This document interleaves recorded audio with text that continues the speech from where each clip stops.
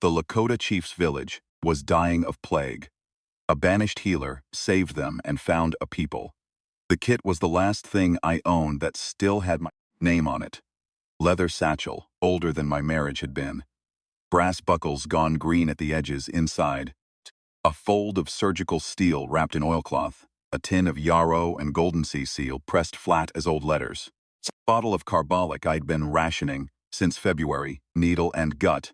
A tourniquet strip. Pair of forceps with a hairline cracked down one handle I kept meaning to replace. I'd carried that bag out of Hutchinson, Kansas on a gray morning in early March with a warrant behind me, and nothing ahead, and every mile I put between me and that town, I told myself the same thing. Just keep moving, Aldous. Just keep moving. That was what they called me. Aldous Vane. 48 years old, and done with being a doctor, or so I thought. The warrant was for manslaughter. A man named Greer had died on my table, a timber merchant from out east, rich enough that his death needed an explanation the town would accept. And I was it. Truth was, he'd been sick 6 weeks before he came to me. Lungs eaten through, fluid building faster than I could drain it, heart already throwing bad beats. The truth was, I told him so. Told him there was nothing medicine could do for what he had, and he wanted me to try anyway, because he was that kind of man. The truth didn't matter. His business partner sat on the county board, and his widow hired a lawyer from Wichita, and by November there was a jury that believed what it was, told to believe. And what it was told was that Aldous Vane's negligence had killed Jeremiah Greer. I left before sentencing. Call that guilt. I didn't. I rode northwest. No plan to it. I had $12, the kit, a horse named Harlan, who was getting long in the tooth, and knew it. And a general understanding that I was headed somewhere no one had heard of me. The plains out that way in early spring are the color of an old bruise. Tan going to yellow going to a blue-gray at the horizon that looks like weather but never becomes it. Cold mornings, warm afternoons, cold again by supper. I slept under a canvas lean-to and ate what I could buy at trading posts and tried not to think about anything in particular. It's harder than it sounds when you've got all day and nothing to do but ride. I wasn't looking for Lakota country. I wasn't looking for anything. What found me was a boy. He came out of the grass on a roan horse that was moving too slow for a young man's animal, teamed, and when he got closer I could see why. He was barely sitting upright. He pulled up maybe 30 feet off and stared at me the way a sick person stares at something they're not sure is real, and I could see the fever shine on his face from where I sat. He was 14, maybe 15, lean as a fence post, wearing a blanket coat that had seen better times. He said something I didn't understand. Then he said it again. Got down from Harlan and walked toward him with my hands out. He didn't run. That told me something about how bad he felt. Up close, lips cracked and white at the corners, eyes too bright, that particular stillness people get when their body is putting everything it has into just staying conscious. I touched the side of his neck, glands up, hard as river stones. Looked at his tongue, which was coated yellow. Checked his hands and saw the beginnings of a rash along the wrists. Small red points like something had been pressed there. I knew that rash. I'd seen it twice before. Both times in crowded conditions, bad water, a collapsed latrine, typhoid. He said something else and pointed north. I understood that much. We rode together, him listing in the saddle, me keeping one hand near his horse's bridle in case he went over. The grass got taller. We crossed a shallow creek with the sandy bed and came up over a low rise, and there it was. Maybe 40 lodges in a wide flat. Along the creek bend, cottonwoods standing guard at the south end, horses in a rope corral to the east. The whole thing quiet in the wrong way. The way a place goes quiet when too many people inside it are hurting. I counted the smoke holes. 32 drawing, 8 cold. That was the first thing I noticed. The second was the woman who came out to meet us. She was tall for a Lakota woman. Maybe she just carried herself like she was. Dark hair, not braided that day, loose around her shoulders. She wore a dress of tanned hide with geometric beadwork across the chest, blue and white, and a deep red that had faded some. She was maybe 30, give or take, with a face that wasn't beautiful, in the way paintings in parlors are beautiful. It was better than that, particular, kind of face that's been tested by weather and made something of it. Her eyes went to the boy first, then to me, and what I saw in them wasn't fear. It was calculation. She was figuring me out in about 4 seconds, filing what she found. The boy said something to her. She answered without looking away from me. Then she spoke to me directly, in English, which I hadn't expected. "You are a doctor." It wasn't a question. The boy must have seen the bag.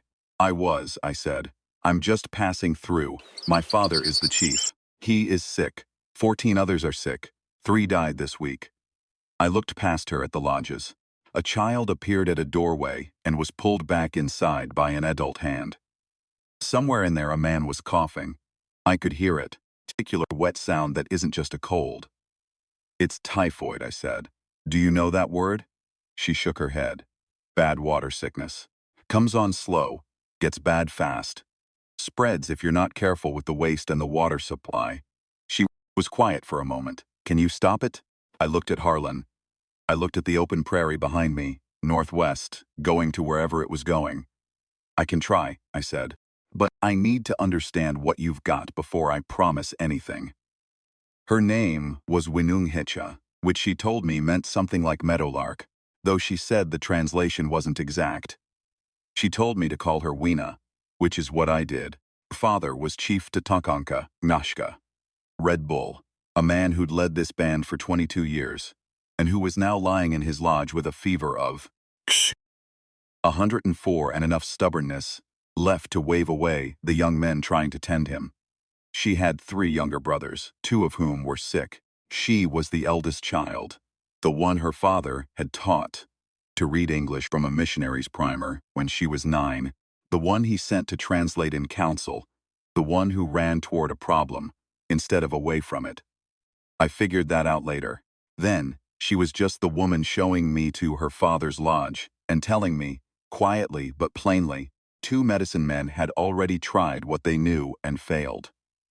"I am not dismissing them," she said. "Their medicine is real.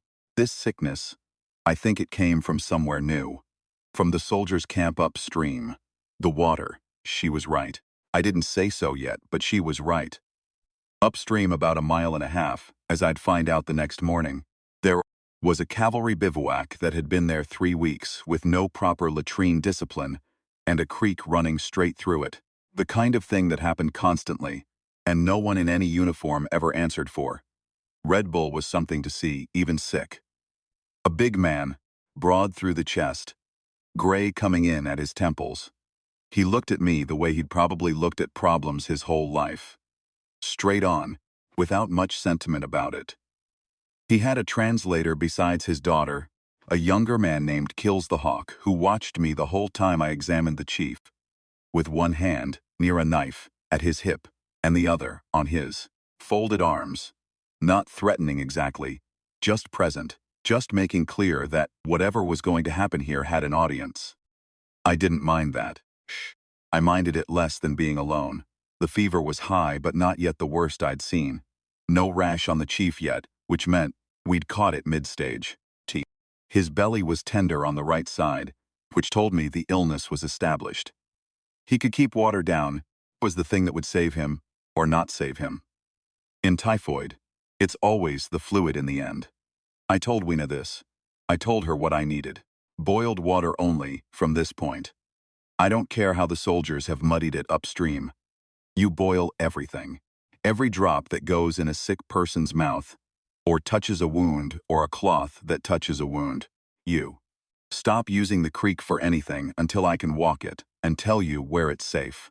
You're sick people. In one lodge, I chose the largest, separated from the well ones, and you burn or boil everything that comes out of it. You wash hands before touching food. You wash them with this. I held up the carbolic. I have maybe a week's worth of this for the number of people you've got. So we use it only on the hands that do the tending. Kills the Hawk said something. Weena translated. He asks why we should trust a white man who rides alone and has no people. I picked up my bag. Tell him that's a fair question, and I don't have a good answer to it.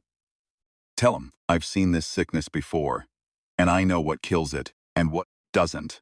Tell him if he'd rather I leave, I'll leave, she translated. Kills the Hawk looked at me for a long time. Then he made a short sound that might have been a laugh. He said something else. He says you may stay, Weena said. He says you answer, like a Lakota man. You say the true thing instead of the easy thing. I was given a lodge at the eastern edge of the camp, near the horse corral. Small, smelled of old grass and horse, and the particular sweetness of hide tanned with brains, which sounds strange, but is actually a clean smell once you get used to it. I slept in it that first night, on a robe had been given, and listened to the camp, and thought about the things I'd need, the things I didn't have, the things I might be able to find. In the morning, I went to work. The first 3 days were the worst kind of days. The kind where you're running on what you know and what you can improvise, and the gap between those two things is where people die. I had carbolic, and I had yarrow for fever reduction, and I had the knowledge that you cannot stop typhoid, not once it's in a person. You can only keep the person alive long enough for their body to fight it. That means fluid. That means temperature management. That means cleanliness so obsessive that the people doing the tending start looking at you like you've lost your mind. Weena was my interpreter, my supply runner, my second set of hands. She had no medical training, and she learned faster than anyone I'd ever taught. When I showed her once how to pack a cloth soaked in creek water, boiled, cooled, against a feverish man's neck and wrists, she didn't need to be shown twice. When I explained why she needed to clean her hands before and after, not just after, she asked questions. Real questions, not polite ones. The kind that show a person's actually thinking. Why does the hand carry the sickness? How small is small enough to not see? What is carbolic made of? I told her what I knew. I told her when I didn't know. She seemed to respect the second as much as the first. Her father held. That was not guaranteed. A man his age with a fever that high, the gut inflammation that comes with advanced typhoid. It could have gone either way. By day 4, the fever broke long enough for him to eat a little thin broth and to say something to Weena that made her put her hand on his forehead, close her eyes for a moment. I asked her later what he'd said.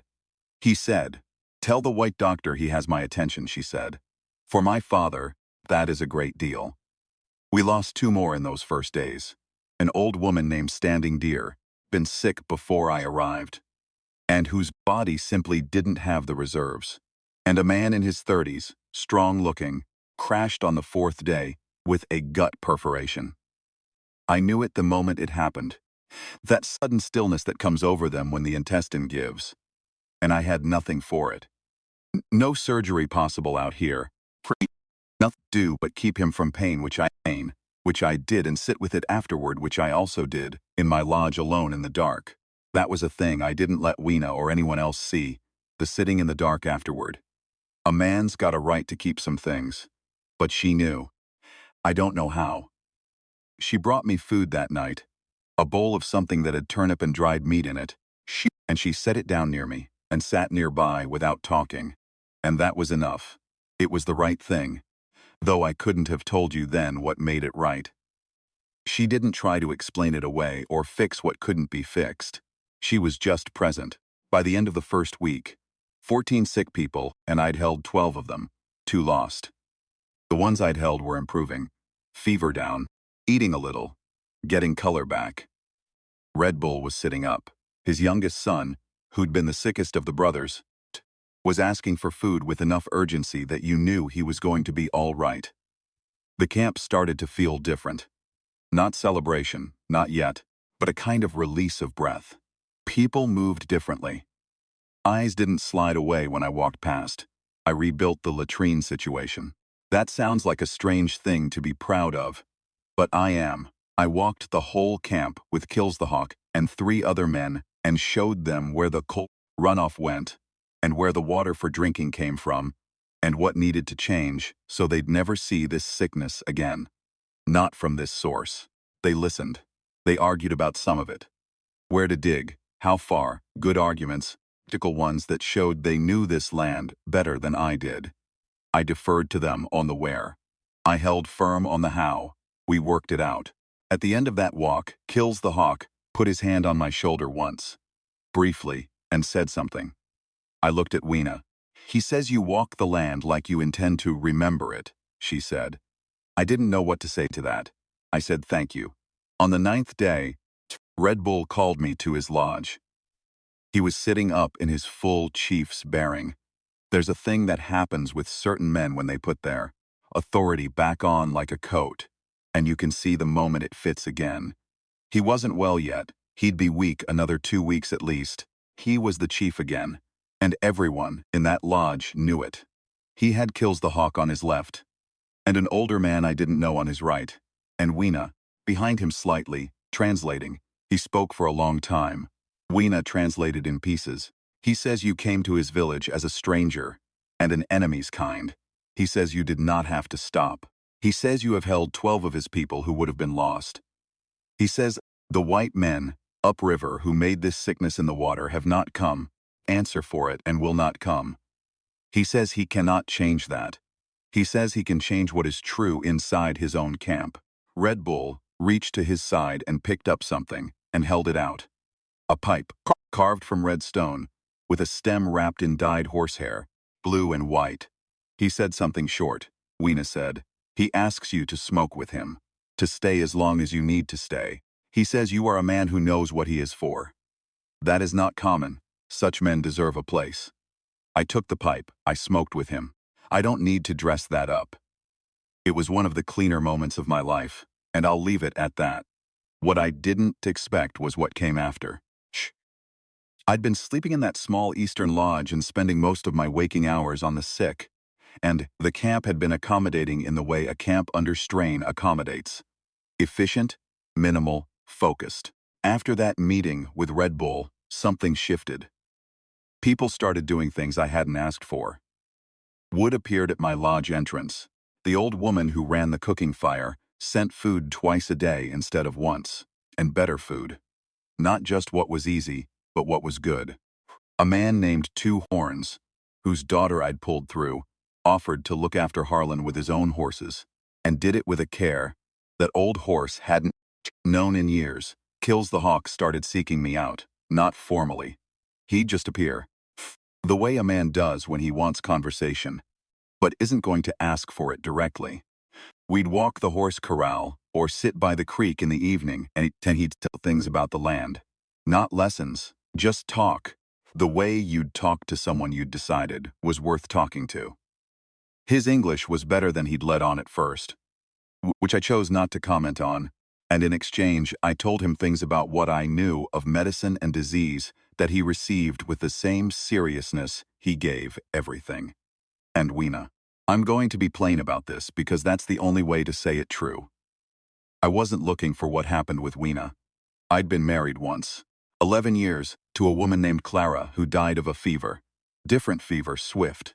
Nothing I could do, which is a particular kind of cruelty for a doctor.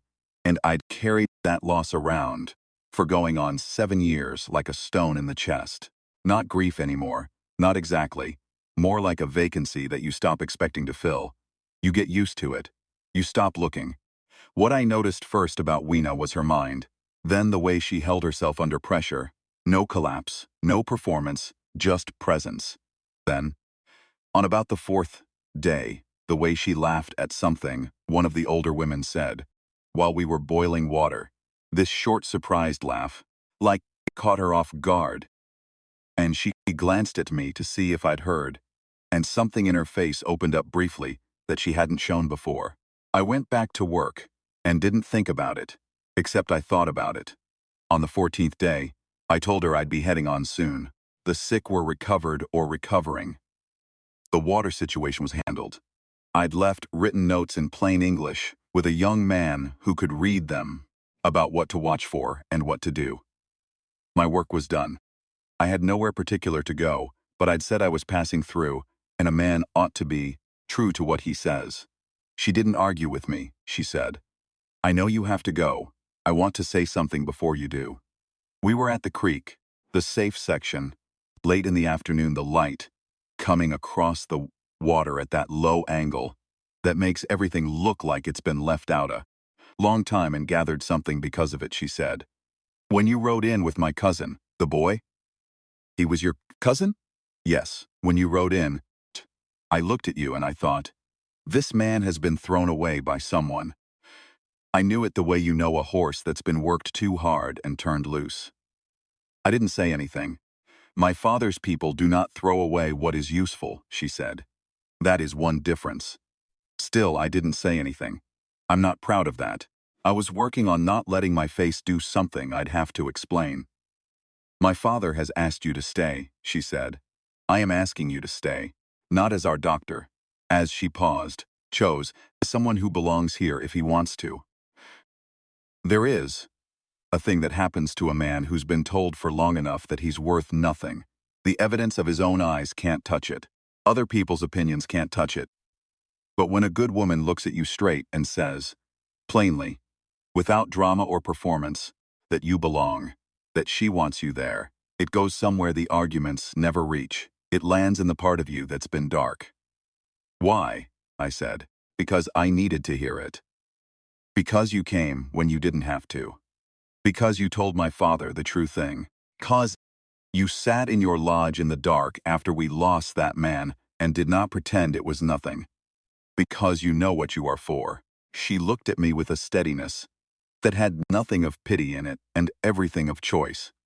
And because I want you to. I looked at the creek. I looked at the cottonwoods. I looked at her. I said, I'll need to rebuild that East Lodge. It's too small. She made a sound that might have been the beginning of a laugh. That can be arranged, I stayed.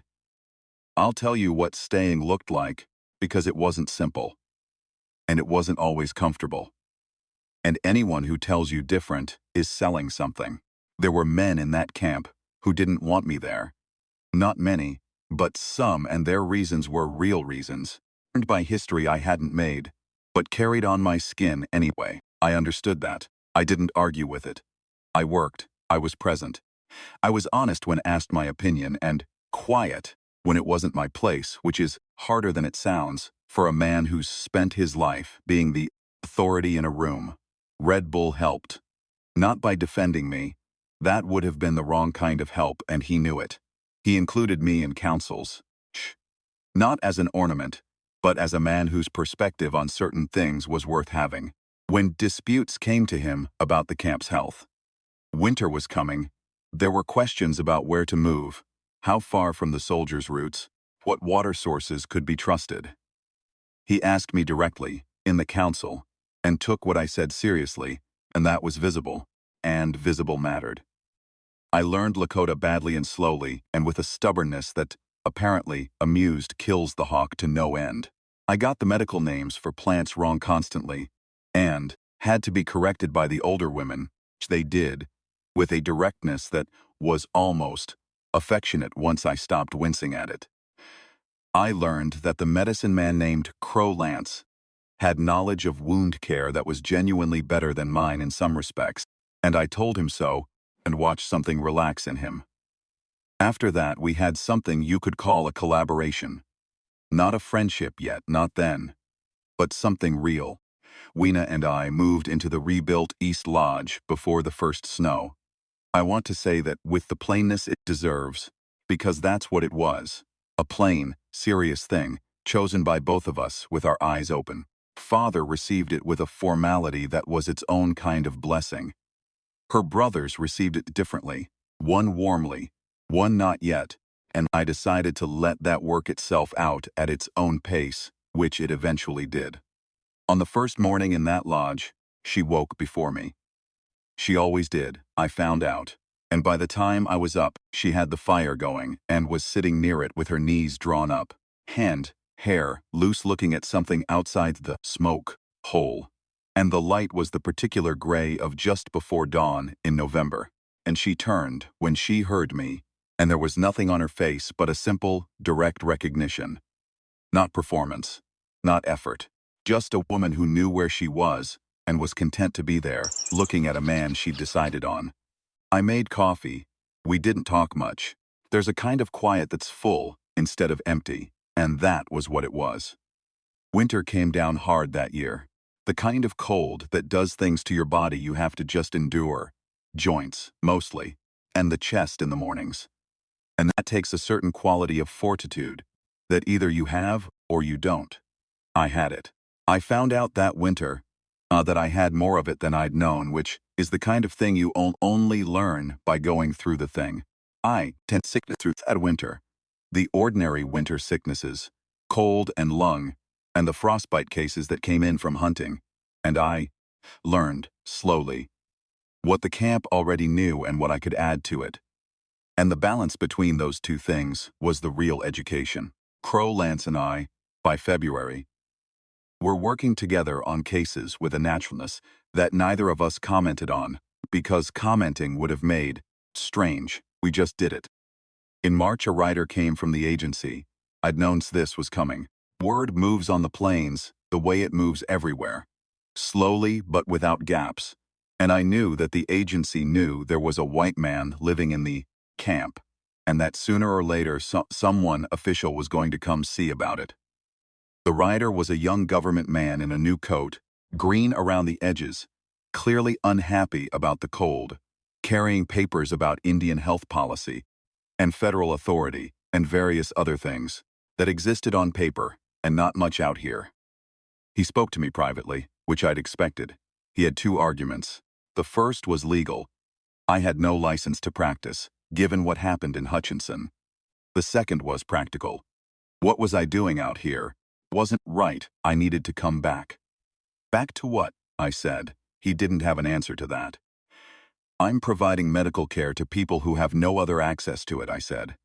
I'm doing it well. I'm doing it here. The warrant in Hutchinson was for manslaughter I didn't commit. I said that last part flat, without heat, the way you state a fact. I'm not coming back. He stayed 3 days, unhappy the whole time, and then he left. He wrote something in his papers. I don't know what it I said, and I gave it about as much thought as it deserved. Red Bull heard about it. He heard about everything that happened in that camp. He didn't ask me about it directly.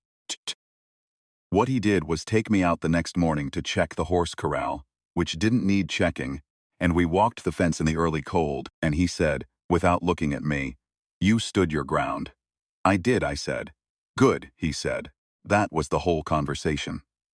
Spring came and brought things with it. New grass, the particular smell of a prairie thawing out, a mare in the corral who produced a leggy gray foal in the night that was standing before dawn, and a meeting in council where Red Bull said, in front of the band, that Aldous Vane was a member of this people, had earned the right to be named so, and that the name would be, in Lakota, Hungnape, medicine hands. I don't put that down to brag. I put it down because it's true, and because the truth of it still sits strange in me, like a stone that's settled into creek mud and stopped moving after a long time of rolling. Weena was sitting across the fire from me when it was said, and when I looked at her she held my eyes, and her expression was the same as it always was, direct, quiet, not performing. Proud of me, in the way a person is proud of something that was always true and finally got said out loud. She put her hand on my arm afterward, walking back to the lodge, just the weight of it there, through my sleeve. I was 62 years old by then. Run out of my town on a lie, and ridden until the lie couldn't catch me, and found, at the end of the riding, people who valued what I had to give, and a woman who'd seen what I was before I remembered it myself. I am an old man now, sitting by a fire that's going low, and I have had some years. Hard ones, good ones. Years of cold work, and quiet satisfaction, and the ordinary run of things that make up a life. But I will tell you this, in case it means something to you, there is nothing like being in a place where you are needed. The thing you are for is the thing they want. Where a woman who knows her own worth has looked at yours and decided they match.